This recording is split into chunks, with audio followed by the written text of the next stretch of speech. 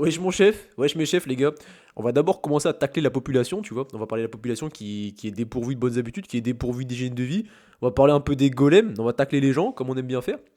Et puis après, on va vous donner des outils pour ressortir de ces mauvaises habitudes. Voilà, comment ça fonctionne. Tu marches dans la rue, mon frérot, qu'est-ce que tu vois?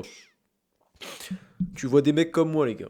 Avec un taper, la big tooth, c'est la nouvelle mode. Tu vois, tout le monde a la coupe cabasse, les cheveux sur le front.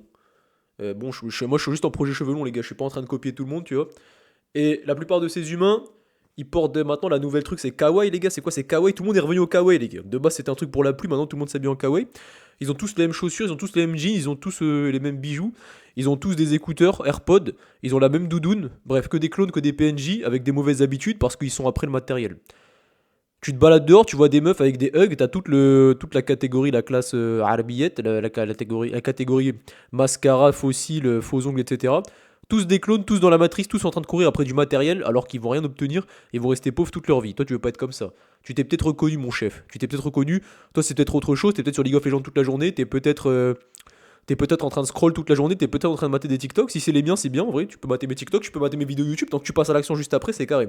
Tu peux faire au début quand t'es jeune. En vrai, je t'en veux pas, hein. Je parle de tous ces gens-là, frère, mais quand t'es jeune, c'est normal en vrai. T'es un matriceux, t'es dans la matrice. Tu commences à regarder tes premiers influenceurs, que ce soit moi ou le Raptor ou tous les mecs qui te permettent de sortir de la matrice. C'est normal qu'en fait, au début, t'as juste quelques mentors, quelques créateurs de contenu sur lesquels tu t'identifies et tu te dis, putain, j'aimerais bien être comme lui plus tard. T'inquiète, si tu veux vraiment être comme lui, tu viendras comme lui. Les gars, j'étais ce mec, hein. Moi, je regardais le Raptor dissident, je regardais les Philogines. Je regardais tous ces gens qui font des micro-trottoirs dans la rue, je regardais tous ces mecs qui font des vidéos comme je fais aujourd'hui, les gars, aujourd'hui je suis ce mec, hein. Je suis ce mec et j'étais cette victime, tu vois. C'est pour te dire qu'en fait là t'es pas en train de regarder. En fait il y a un enseignement de base, c'est qui tu écoutes. Là t'es en train d'écouter un mec, peut-être t'as envie de devenir à peu près comme moi ou t'as envie de devenir. Tu sais, il y a peut-être une facette de moi que t'as envie d'avoir, c'est peut-être le physique, peut-être la notoriété que je commence à avoir, peut-être l'oseille que je vais commencer à toucher avec TikTok, peut-être les gens que je suis en train de coacher, tu vois, t'as envie d'être avec eux, je sais pas, bref, ça dépend de ce que tu veux devenir vis-à-vis de moi, de ce que tu veux faire vis-à-vis de moi, mais t'es peut-être en train de te dire, putain, j'aimerais bien avoir ce truc-là de lui. Bah, dis-toi qu'en fait, si tu le veux vraiment, tu vas l'avoir tôt ou tard. Moi, les gars, je ne savais même pas que j'allais être comme ça. Pour moi, c'était impossible de faire des trucs. Tu sais, j'étais ce PNJ, j'étais ce mec qui jouait à League of Legends, j'étais ce mec qui scrollait, j'étais ce mec qui spignoufait, je rejouais à Dofus tous les ans, j'avais pas de meuf, j'étais vraiment ce bouffon. Et je vous en veux même pas, et j'en veux même pas à tous les gens qui sont des golems, parce que c'est comme ça, gros. Le diable, il s'immisce dans 98% des gens, les gars. La statistique c'est 98% des gens. C'est-à-dire que tu vas te dire, mais attends, tu vas me dire que genre, il y a que 2% des gens. Ouais. Même ceux qui sont riches, parce que peut-être il y a, sur 100% des gens, il y a peut-être 10 qui vivent très aisément. Bah, par exemple, sur les 10%, bah, il y a quand même une grosse partie qui sont sous chétan. Ces chétan, c'est quoi en fait? C'est ils vivent pour le matériel, ils n'ont pas trouvé le bonheur, ils sont pas libres penseurs, ils vivent pour autrui. On leur a dit que quand t'étais riche, tu devais aller acheter une Rolex. Donc ils achètent une Rolex, ils l'achètent pas vraiment pour eux. Ils l'achètent, ils se rendent pas vraiment compte qu'en fait ça leur fait pas plus de bien que ça, tu vois. Ils achètent du matériel, ils se rendent compte qu'en fait c'est peut-être pas ça le bonheur et qu'en fait on leur a dit que quand t'étais riche, tu devais faire ces choses-là. Eux ils se sont dit ok, je vais faire ces choses-là et puis ils sont pas plus heureux que ça. Tu vois, donc ça c'est peut-être les riches mais qui sont pas heureux.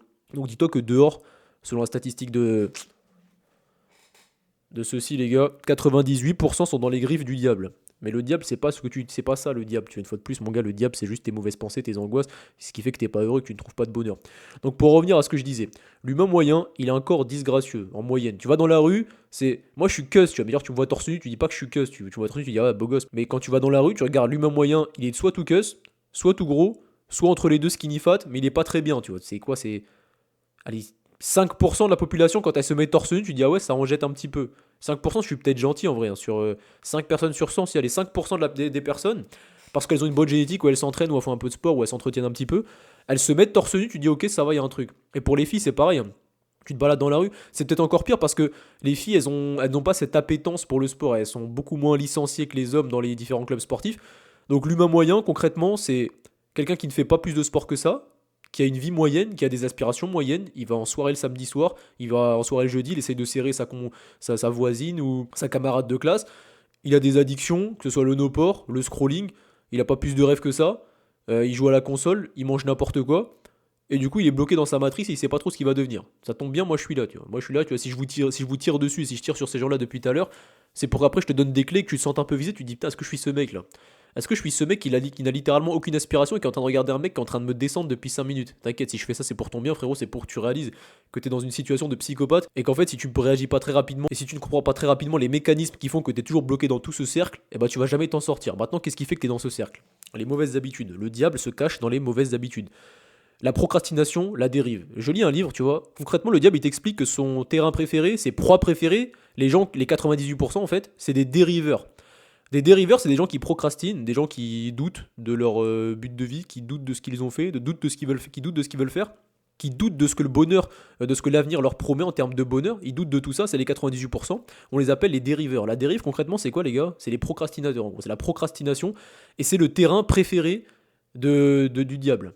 Mais quand je te dis le diable, n'y vois pas une quelconque religion, je suis pas un musulman qui essaie de t'endoctriner, ça n'a rien à voir avec tout ça mon ref. Est-ce que je suis encore musulman? Je ne le sais même pas, ça dépend de la définition que tu as de musulman. Mais tout ça pour te dire que 98% des gens sont des dériveurs, des procrastinateurs, et le diable adore s'immiscer dans ces gens-là, ceux qui ne sortent pas. Et c'est marrant parce que tu regardes dans les livres religieux, dans le Coran, déjà j'en avais déjà entendu parler, et je crois que dans la Bible c'est sûrement pareil.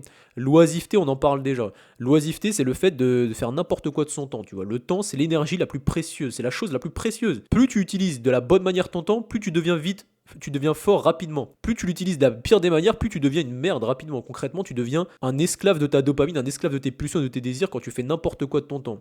Et plus tu fais ça, plus c'est négatif. Plus t'en fais pour du positif et des bonnes habitudes, plus tu deviens fort rapidement, tu deviens un monstre, c'est-à-dire un homme riche, parce que les hommes riches ne sont pas des magiciens, ils n'ont pas trouvé la niche ultime, ils n'ont pas trouvé le business ultime, ils ont simplement mis en place des bonnes habitudes tous les jours. Je me lève tôt, je travaille 2 heures sur mon projet, ensuite je vais méditer, ensuite je vais faire une douche froide, ensuite je vais lire pendant 2 heures, ensuite je vais manger, je vais faire une petite sieste pour reposer mon cerveau de tout ce que j'ai fait, ensuite je vais revenir et je vais retravailler mon projet pendant 2 heures, et ensuite je vais prendre un petit goûter pour mettre un peu de sucre dans mon cerveau, et voilà. Les entrepreneurs, les gens riches, c'est juste ça mon gars, c'est juste des bonnes habitudes, et les gens, 98%, c'est juste des mauvaises habitudes.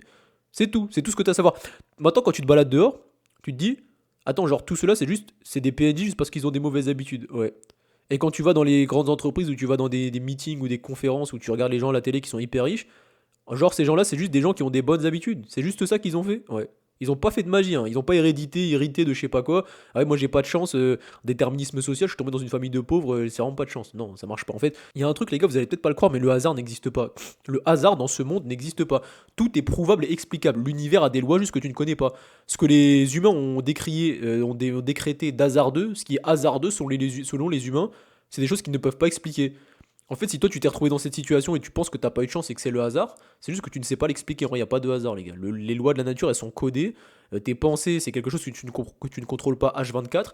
Quand tu te retrouves dans une situation que tu penses ne pas avoir voulu ou ne pas avoir manifesté via tes pensées, sache que tu l'as manifesté d'une quelconque manière et que si tu t'es retrouvé là, c'est pas par le fruit du hasard, c'est par le fruit des lois de la nature. Donc une fois de plus, si dans cette condition tu es, elle te déplaît, cette condition dans laquelle tu es te déplaît, bah c'est toi qui l'as voulu, sans le vouloir peut-être, mais sans le savoir, mais c'est toi qui l'as manifesté, c'est toi qui l'as créé via tes pensées.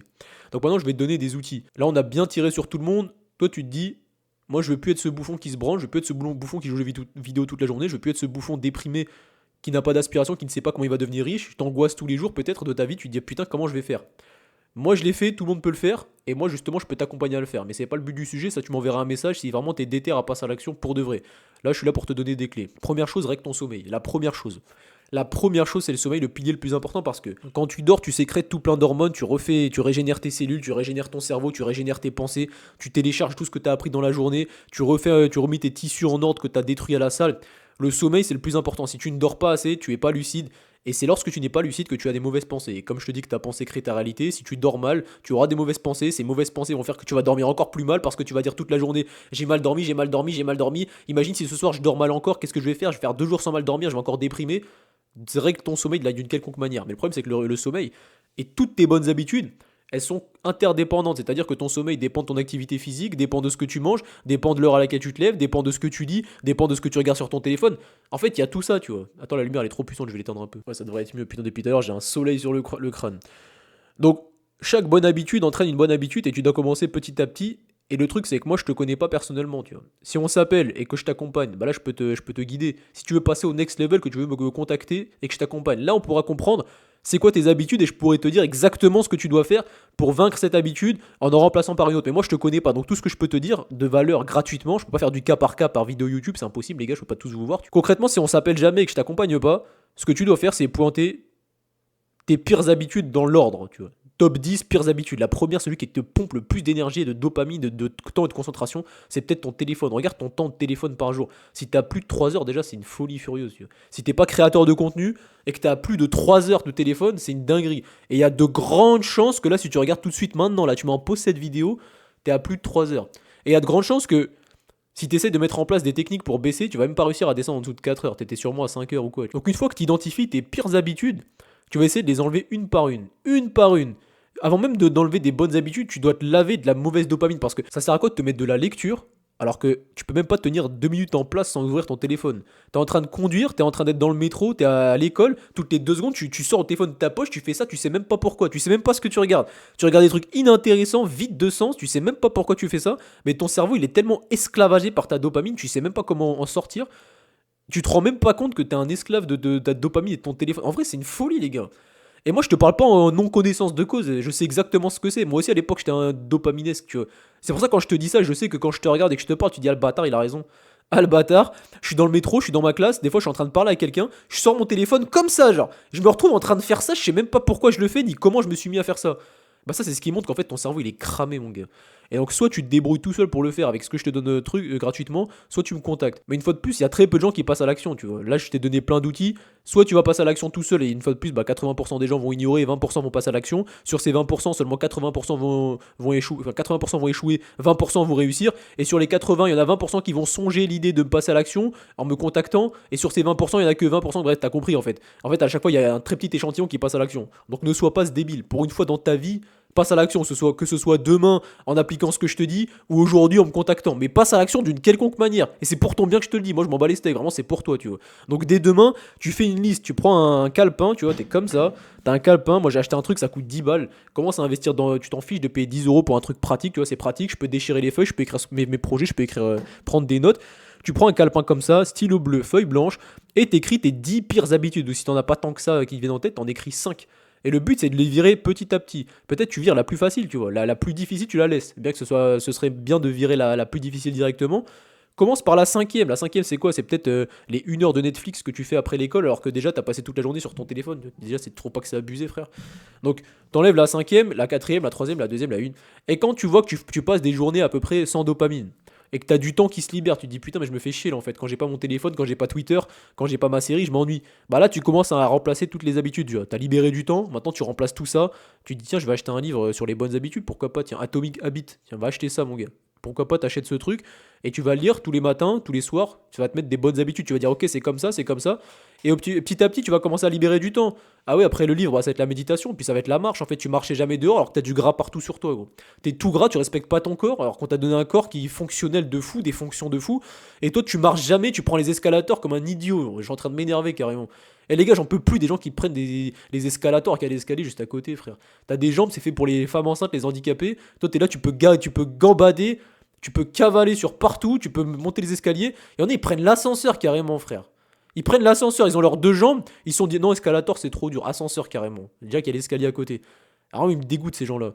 Donc maintenant, mon gars, t'as compris qu'on t'avait un corps déjà. Et toi, tu marches même pas 10 000 pas par jour, tu crois mériter ce corps. Genre, vraiment, t'es pas en fauteuil roulant à cette heure-ci, mon gars, t'es béni. Hein. Genre, on te donne des jambes, tu t'en sers pas autant que tu finisses en fauteuil. Je veux dire, frérot, on t'a donné un corps qui peut se suspendre à des barres, faire des muscle-up, sauter partout. Toi, t'es là, tu fais rien de tout ça. Est-ce que tu penses que c'est normal? Donc voilà, t'as compris que t'avais un corps que tu devais apprendre à utiliser. Donc, monsieur, je m'ennuie quand j'ai viré toute ma dopamine, bah t'inquiète, t'as de quoi remplir ton temps, frérot. Hein. Tant que t'es pas musclé, que t'es pas riche, que t'as pas lu 150 000 livres et que t'as pas marché 10 15 000 pas par jour, t'inquiète, t'as tout ton temps à remplir là. T'as plein de trucs à faire. Donc maintenant, tu vas pointer tes 5 à 10 mauvaises habitudes, tu vas les enlever une par une et tu vas les remplacer petit à petit par des vraies habitudes et tu vas devenir riche. Voilà, c'est tout simplement comme ça que ça marche. Mais le problème, c'est qu'une fois de plus, les gars, il y a 80% des gens qui feront pas le travail. Donc, moi, je vous dis, les gars, je vous ai donné plein de tips.